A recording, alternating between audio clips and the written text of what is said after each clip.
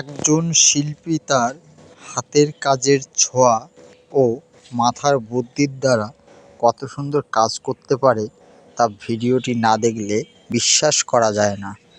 দেখুন লাইটিংয়ের দ্বারা কত সুন্দরভাবে প্যান্ডেলটি ফুটিয়ে তুলেছে এবং ভিতরের কাজটা দেখলে আরও মুগ্ধ হবেন যে একজন মৃৎশিল্পী সে কত সুন্দরভাবে কাজটি করতে পারে। এবং লাইটিংয়ের কাজটা পুরোটাই ভিডিওটা দেখুন এবং খুবই ভালো লাগবে ভিডিওটি। দেখো বন্ধুরা, ভিতরে লাইটিংটা দেখো, এটা একটা ঠাকুরের মূর্তি তৈরি করছে, এটা কাগজের কাজ এগুলো।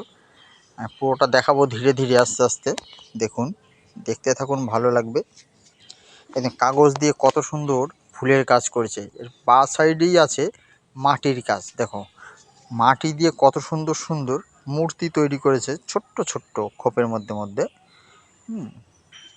দেখুন বিভিন্ন ঠাকুর, বিভিন্ন পুতুল ধরনের মূর্তি, বিভিন্ন বৌদ্ধ মূর্তি তৈরি করেছে। এগুলো দূর কাছ থেকে দেখলে কত সুন্দর লাগতো। আমি কাছ থেকে দেখেছি তাই ভিডিওটা করেছি আপনাদের সামনে শেয়ার করার জন্য।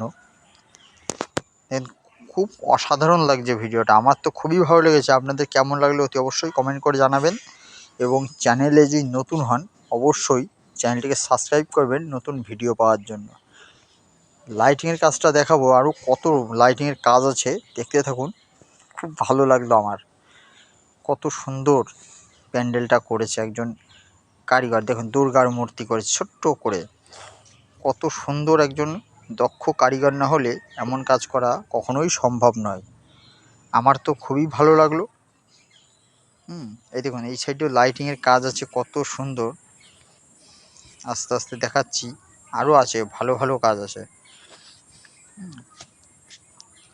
এই দেখুন ভিডিওটা আমি অনেক আগেই করেছিলাম, তা ভিডিওটা বড় ভিডিও ঠিকমতো ছাড়ার সময় পাচ্ছিলাম না, যার জন্যে আমি ছাড়তে পারছিলাম না।